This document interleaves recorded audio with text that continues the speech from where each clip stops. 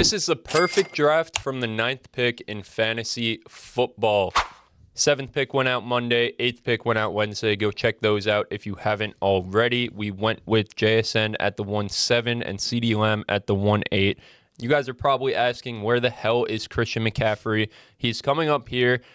And the way we've been doing this is in the order of our consensus rankings for the first round. Christian McCaffrey falls at 9 for us consensusly.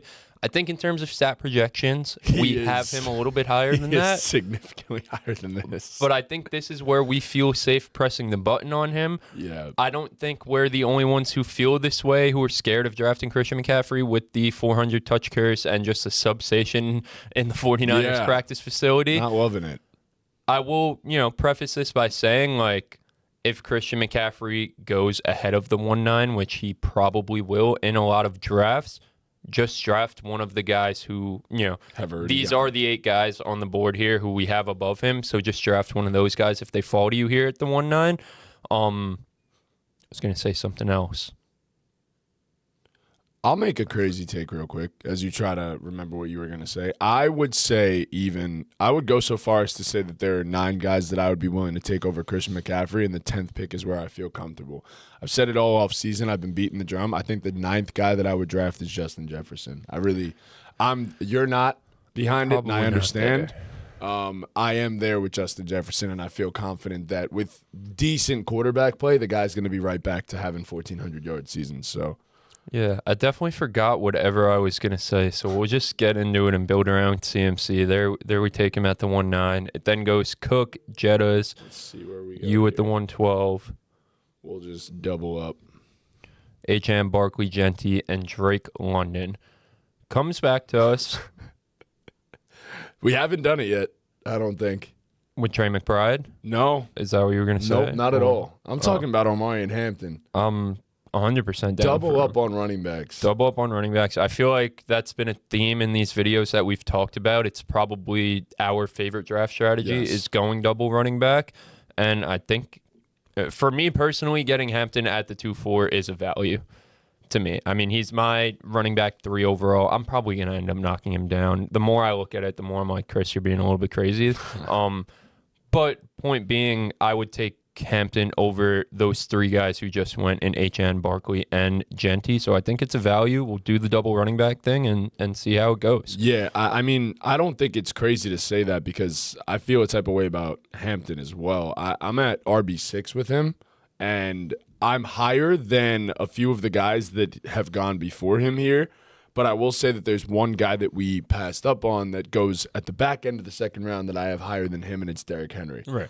Derrick Henry's the only guy that has gone after him that I don't have as high as Omari and Hampton. I'm perfectly okay with it. I don't mind either way. Yeah, so then after Hampton, it goes Chase Brown, AJ, Ken Walker, McBride, Pickens, Bowers, Henry, and Kyron to end the second round. Third round starts with Nico, Rashee Rice, Josh Allen, Neighbors, J. Love, Olave, Lamar, and Brees. So now we have an opportunity to do 2 different things if we want to. We could triple up on running back with Javonte Williams, and I would feel very confident about that, and get one of these guys on the swing back. Or we fill out our running back and our wide receiver spots, and we draft 2 of the guys that we have here who we're all pretty high on, if we're being honest. So I basically will say that the trio is Smitty, Ladd, and Emeka.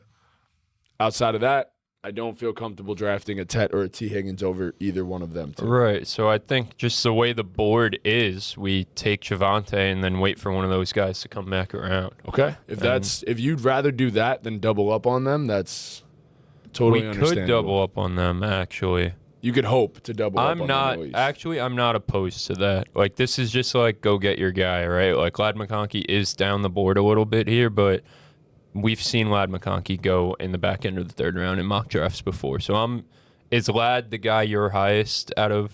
So it's Smitty and then Ladd back-to-back in my rankings. I legitimately could not be more open to either one. Let's go Ladd, and then we'll see who makes it back to us. It goes Jacobs, T-Mac. It's on you. I'm just take top 2 guys on the board because that's a realistic way of doing things. And then Smitty and Bucky Irving go.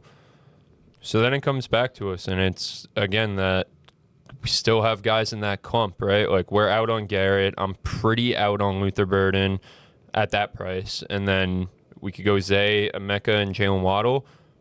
We talked about it in the 1.7 video. Obviously, we haven't filmed the 1.8 yet. We've taken Zay a bunch. We just took Jalen Waddle in the 1.7 video. Yep. Let's do the Emeka Ibuka We have thing. not done it yet. Yeah. He is dealing with a little bit of a toe injury, but I'm not going to think too Not much worried about about that. it. And it's, again, you're drafting two guys in Ladd and Ibuka who can finish as top 12 receivers going outside of that. Especially in a PPR format. Right. These guys could be monsters. Right. And I know we drafted Ladd and Hampton. That's something that I don't mind, drafting two players on the same team in an offense that I project to be a top 5 offense. Yes. So comes back to us after Ibuka goes Loveland, Travis, Zay, Garrett, Tyler Warren, Luther, Devontae, and Terry to end the 4th. 5th round starts with Cam Scatterbu, Drake May, Judkins, Jaden, Joe Burrow, Waddle, Swift, and Monty. It's a tough spot. It is a tough spot, but we can do whatever we want. Yes. We have 2 running backs. We have 2 receivers. I probably would do Travion here. I actually think I agree. I'm willing to bet on the upside with what we've built so far. 100%. And then in terms of the receivers, there's, the 2 vets in Mike Evans and DJ Moore. J-Mo's above them. And then, down the board a little bit, you have the Carnell Tates, Jordan Tysons, Romes of the world. I definitely have a preference of who I want out of those 6, but I wouldn't mind any one of those guys being our wide receiver 3, whereas with Travion, I feel like there's a clear tier gap in terms of the running backs available. I agree. So we'll do Travion. It's Travion, and then it's Price for me. I will do this. I will take the top guys on the board here, just because I've seen people say draft like a normal human being. Top guys on the board. Just got to. All right, so it goes J-Mo, Mike, DJ Moore, Tootin, Tate, Laporta. Comes back to us. Jalen Hurts is there, which I don't hate. I would rather just wait, though, on the quarterback. I agree. Like Hurts, you spoke about how you love the value on him. I love the value if he falls a little bit, a little bit more than this.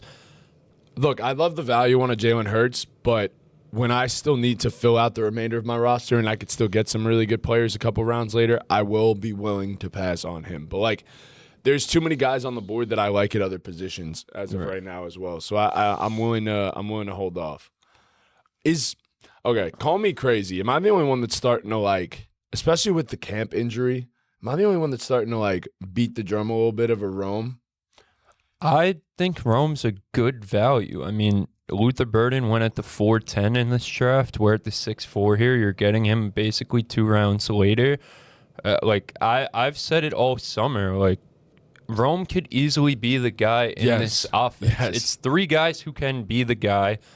The fantasy community is has clearly planted their flag in terms of, I don't know if they even necessarily think it's Loveland or just think he's so valuable because it's at the tight end position, but they clearly think it's Burden and Loveland. Yes. And Rome's the guy who falls out of the equation. Whereas, in the games before he got hurt last year, he was, I think, top 4 in points per game.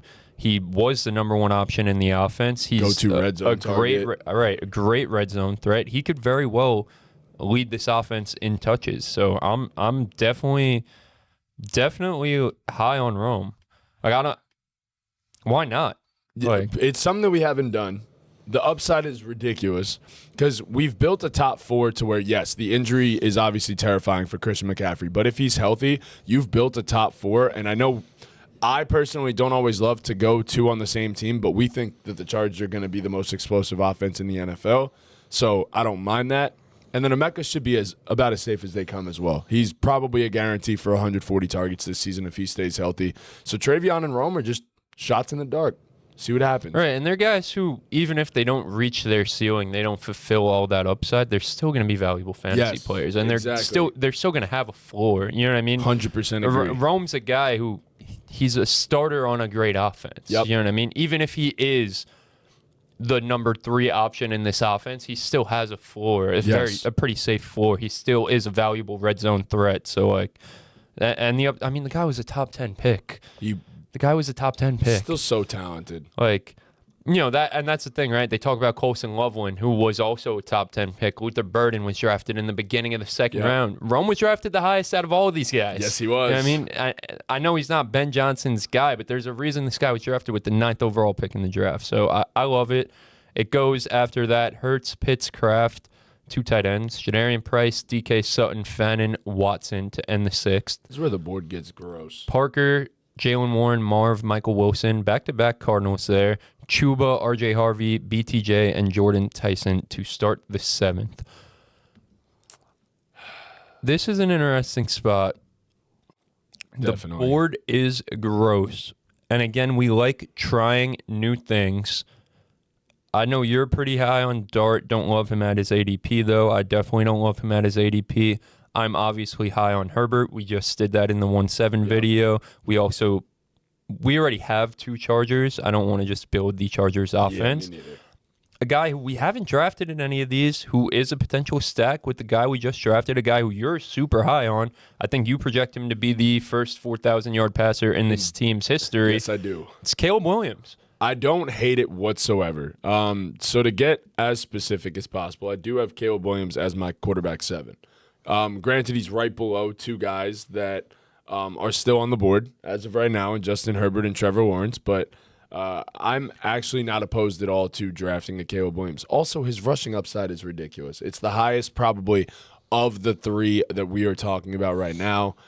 I'm for it. Yeah, I want to do something different. Yeah, I agree too. Like, I have Herbert and Tila over Caleb. Like, I've beat the drum on those 2 guys as much as I think one possibly could for fantasy quarterbacks. But again, we're trying to do something different. Like, I'll also say, if I were here in this position, personally, I just wouldn't even draft one and hope that one of them swings back. We could do that. I think that... I'm not opposed to that. I think that makes the most sense. I'm not saying that there's amazing players on the board in general, but it's always good to like get a guy that you might like. So many of these quarterbacks that someone might fall to us. Okay. That's kind of where I sit with this. I'm down for that. Is there a positional player that sticks out to you at all? That's the issue. No one really sticks out. Exactly. Like, don't love Dobbins. Especially on the I think that's like something that I'm just putting in my fantasy football rule law book. On a team that I draft Christian McCaffrey, I will not draft J.K. Dobbins. I don't want to deal with that. I don't even hate J.K. Dobbins at value, but like team building wise, 2 guys that are. I mean, CMC's not even really that injury prone. He's just got unlucky, but I don't hate Tony Pollard. I don't hate Pollard here. I don't hate Rico Dowdle either. It's just he's so capped with his freaking receiving upside. Yeah. Honestly, I don't love the receivers at all. No, me I neither. actually hate the receivers. I'm out on all the receivers here for sure. I agree with you. Yeah, I don't hate doing the thing that sucks with Pollard is that the team sucks. Yeah. The Titans suck. Their offensive line sucks. It is so bad. Their defense sucks. Like, they're not going to run the ball a lot. You know what I mean? Like, I know. There's no upside with Tony Pollard. And we already have a Travion to where we shouldn't be taking a Ramondre Stevenson and get both of them. Yeah. Yeah, that's why, like, I don't hate Ramondre here. If we didn't have Travion, 100%. I could hear Tony Pollard, like, at the end of the day, we filled our starting lineup in terms of the skill position players. So, like, I don't hate Tony Pollard as the first guy off the bench if we need a spot start. Yeah. I feel like when you look at it from that lens, he's probably the guy I'm most confident in to do that at the running back position. Yeah, I'm willing to take a Tony Pollard and see what quarterback swings back. It never feels good, but he's always productive. He's cool, yeah. Yeah. Never feels good, but he's always productive. So I'll just make it about as realistic as possible and go there with that. Now let's see if one of them. Damn. So Caleb, Dart, and Herbert go. Okay. Your boy's still here. I was going to say that sucks, but it makes the decision easier. It does. Which it literally makes the decision for us. Right. We go with Trevor Lawrence. He's my quarterback 6. Like, I definitely, I have those 4 guys, if we want to include Dart, ranked as Herbert, Trev, Caleb, Dart. So, like, I'm totally okay with getting my quarterback 2 out of the bunch. The only reason we were considering Caleb was to change Switch it things up. up a little bit. So, Yeah. I'm so okay with taking Trevor Lawrence. I'm with you there. Then goes Pierce, Dowdle, Dak, Huge, Kyle Monungai, Godwin, Jacoby Myers, and Kittle to end the 8th. Start of the 9th, 2 Rams and Stafford and Corum, Pittman, Ken Gainwell, Kelsey, Kincaid, Addison, Bo. Then it's back on us. And another guy who, by the time you guys are seeing this, it's Friday, so our wide receiver values video came out on Tuesday. Go check that out if you haven't already. A guy that I speak about in that video is Josh Downs. He's a guy who, in his, he's gotten hurt here and there, started last season hurt, banged up, whatever. Colts offense is always up and down and whatever it is. He's a guy who earns targets amongst the elites, right? When he's on the field, he's one of the top target getters in the league. His issue was always being on the field in a full-time role. Michael Pittman is gone. He got, a 22% target share last year, which opens up for Josh Downs. And Shane Steichen in the Colts front office has come out and said Josh Downs is going to be a full-time player. Yep. He is going to be on the field in 2 wide receiver sets. He's a guy who's always open. Like, he's going to get the ball a ton. Elite route runner. Yeah, I mean, this is a guy who could easily see 100-plus targets. And on top of that, you didn't even mention Alec Pierce is also currently hasn't done anything. Hasn't done anything all summer. Currently injured. Got his bag and left the game of football. He really don't want to play football no more. So, like, yeah, I mean, in the end of the 9th round, like, this is one of the best value picks you can make in all fantasy football. I 1,000,000% agree. He's a guy who, very different players, but I look at a Josh Downs similar to the way I look like Zay Flowers. Like, the touchdown upside is always going to be a little bit capped. Yes. But the way this guy earns targets, he's going to put up fantasy points. Completely I don't agree. think he'll ever be a top 12 guy, but that's not really what you're drafting for here Yes. in the freaking 10th round. So I'll be fully transparent. Another one of the guys that will probably be spoken about. I may switch things up, but Wan'Dale Robinson, just same a target earner. Yeah, same Just type a target earner. of thing. Only reason, like, Josh Downs is one of my guys, UNC guy too, so I just love Josh. But also, we just drafted Tony Pollard, so I didn't want to double up on Tennessee Titans. That's one where, like, I don't want 2 players on the I same get that. team. Bad teams, I don't want to do that. I definitely get that. That's why I would go in this scenario Downs over Wan'Dale. I think I just have Downs over Wan'Dale anyway in a vacuum. I'll tell you, I know where I want to go here. I think he's been severely undervalued by the fantasy community, and I think his talent is significantly above this. I'm cool with the Jaden Reed pick here and swing on some upside at wide receiver. I think this is another guy to where, as the summer progresses, I'm just like, shit, like I in the love 10th it. round, I'm fucking pressing that button. Yeah. Like, I I'm know. going to press that button. Yeah, So. and again, by the time you guys are seeing this is over a week ago. Last night, we're filming this on Friday morning, so exactly a week from when you guys are seeing this. The Packers played a preseason game last night, and the starters played a drive or Yes, two. they I did. got to go and look and see who was on the field for them in 2 wide receiver sets and things like that. Like was it Golden? By this time, I'm sure everyone knows, so let me know in the comments. Maybe I didn't go and look, but that could be an encouraging sign if he was Yes. out there with the starters in 2 wide receiver sets. So I'm definitely going to check that out. I'm willing to bet that it was probably Watson and Golden? Because that's the guy that's probably stepping into the Dobbs role. But I still think Jaden Reed, even playing 65, 70% of the snaps, like, it's a guy that's very valuable. Very and has valuable. proven that He's in the past. been a beast, can create big plays like no other, and also in his short career so far, he's been really damn good in the red zone area between the 20s. So Yes, 100%. He almost swings back to us, funny enough. I was going to consider that as well and double up on the Packers just to see which one would work out. I don't know where I'd go here, but I also will say I don't hate a Deebo Samuel pick here as well. I love it. Because who else I at love this it. point? Yeah, I love Debo. I would say I'd probably go with Jalen Coker here. Okay. Yeah, I don't want to make you double up on guys that, again, another guy that I talked about earlier in the week is Jalen Coker. By all means. Matt Harmon put out his reception perception on Jalen Coker, and the tweet was basically, this isn't just another undrafted guy. Yep. Like, this is one of the best young receivers in the league. that means something when Matt Harmon's saying that about you. Yo, you know? Matt Harmon has a pretty good track record of these guys. I will say that. I mean, Jalen Coker, and I love T-Mac like a brother, but like Jalen Coker came back from his injury last year and basically produced exactly the same as T-Mac. Yes, Obviously, he did. had the huge playoff game last year. I think the Panthers are a team who people look at their Vegas projections and what they did last year and say that's going to be a low-volume passing attack, but it's a young quarterback, going into a contract year with a weapon, a number one weapon going into a second year, an improved offensive line. Like, this could be a team that throws the ball more. Jalen Coker didn't play the first 10 games of last year, whatever it was, first 5 games. They got to find out what they got in Bryce, It could be a team that throws the ball more. And again, Jalen Coker was so damn good last year. He was One, awesome. just on a per snap basis, and then what he did in the playoff game. I'd probably lean Coker over Debo. He was also slightly. very good with his underlying metrics in his rookie season as well. Yeah. Ridiculously good. He's So awesome. He's awesome. just stay on the field. That's it. I would go Coker over Debo personally. I'm with you. Down for that. He's also a guy didn't even who, realize. again, like I love Jalen Coker so much. I could tell now you're a big fan. I remember last year I pointed out Jalen Coker to you when you were doing Twitter stuff for us, and you like looked into it and you were like, "Holy shit, Chris! Like Jalen Coker's actually mad fucking good." Nah, you definitely called that one out for sure. And he's a guy we haven't drafted in any of these too. So that was the point I was going to make. He's a guy who we both kind of love, and we haven't really pressed the button on him yet. So nice to get a share of him in one of these fake 100%. drafts.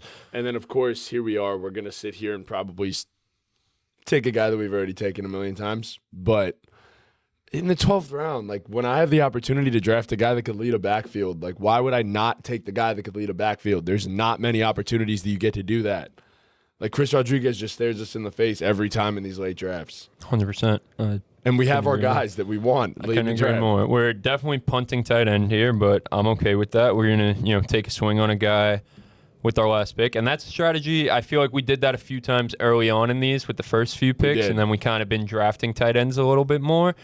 And hopefully my guy, I guess this is just the Chris's guy draft because my guy does make it back to us. And I think that's where I would go at the tight end position, unless someone specifically stands out to you.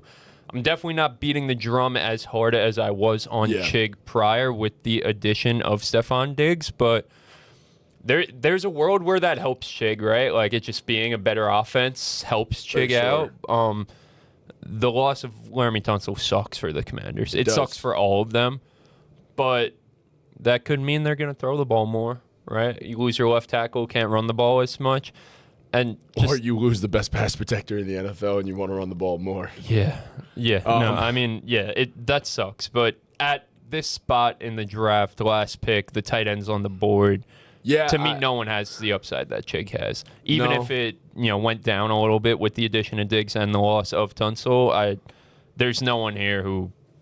No, not at all. Jumps in front of him. I will also just say that for a lot of people in these drafts with these picks, I say the tight end sweet spot this year has really been the 9th or 10th round. Right. That's kind of where I've sat to where I'm comfortable taking my tight end there. I also will say I don't really hate a TJ Hawkinson pick here because Kyler Murray does enjoy targeting a tight end. Granted, he's not a Trey McBride, but Kyler Murray has not been throwing the ball downfield too much, and TJ Hawkinson has almost an identical ADOT to Trey McBride. Could totally see that being I the don't case. hate it. That's probably the two guys. Like the AJ Barner thing, I don't really love. I know he's a guy who a lot of people are high on. One of the best blockers in the league at the tight end position. He's a good receiver. He just doesn't get used in the offense. I don't expect that to change much. Terrence Ferguson. Too many question marks with the tight end room there. I like the talent. I love the talent, but there's just too much going on there. And Dalton Schultz is always Mr. Reliable. Yeah, he's cool. Like he ain't never gonna hurt you. Yeah, we could do TJ Hawkinson. Just switch it up a little bit. I'm down for that. Okay, let's run it. Down for also, a year removed from his torn ACL. And at the end of the day, right, we're 4 picks away from the end of the draft. All those guys who we didn't draft are going to be sitting there. So, like, if TJ Hawkinson goes out week 1 and lays a goose egg, we could make a move for another 100%. tight end. You know what I mean? 100%. That's kind of what when you punt tight end till the last pick in the draft, that's what the guy you draft with the last pick isn't your starter for the entire fantasy You're essentially season. Streaming tight end. Right. You're essentially 100%. Streaming tight end. So, I don't mind TJ Hawkinson being the guy who we go into week 1 with. This is a cool team. I like when we change it up just to like look at different Yes. teams. Like I like this team. We went with Trevor quarterback, running back duo in the first 2 rounds of CMC and Hampton, receiver duo, 2 young guys, Lad McConkey and Abuka, Hawkinson at tight end, like we just said, 2 flexes of Travion and Roma Dunze, and then a bench with a ton of upside and not really Tony Pollard, but then the other guys in Josh Downs, Jaden Reed, Jalen Coker, and C-Rod. Yes. It's a solid squad. I like the squad. Only thing I would probably switch up is I think as I said before, I've realized that the tight end spot is that 9-10 round. Yeah, I probably would have likely went 2 picks after Josh Downs. Yes. Given that we got Jaden Reed and Jalen Coker with the picks following Josh Downs, I probably would have not. I would feel done the very Josh Downs comfortable thing. if we took Isaiah I Likely agree. with this team. I would agree. feel so comfortable with this team if we took Isaiah Likely. 100%. Especially because there's especially for you, there's a tier gap in the tight ends who go Yes. after Likely. Yes. I feel like because we didn't take Likely, then it was okay, let's just completely punt it, Yep. which is that I'm fine with. But yeah, I definitely would have went Likely at the 9-9 there instead of Josh Downs. I completely agree, and I'll also just say, as a Giant fan, that they have been beating the hell out of that drum. Yeah. He has been the best player in camp, and it's not even close. So, I like the team though. Yeah, I do it's a like solid it. squad. Different, Solid squad. as you said before, definitely Yeah. different. So, Yeah. So leave a like if you enjoyed the video. Subscribe to the channel if you haven't already. Let's get 500 subscribers on the fantasy channel. Hopefully by the time you guys are seeing this, we're over 400. We're at about 335 at the time of recording. So let's get to 500 subs on the channel.